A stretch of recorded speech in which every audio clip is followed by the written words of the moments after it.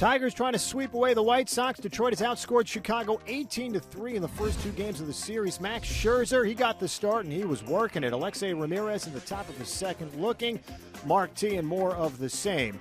Scherzer dominant early on. Bottom of the fourth, still no score. John Danks the start for Chicago. Alex Avila, it's not pretty.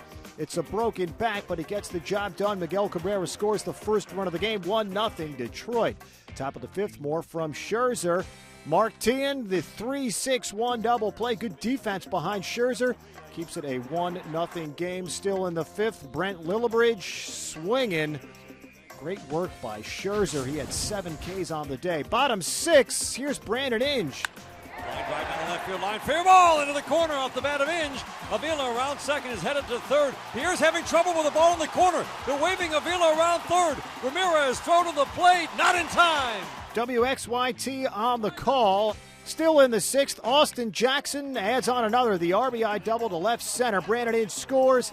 It's 3-0, more than enough support for Scherzer. As we said, he had 7 Ks on the day. Here's another one of Lillibridge.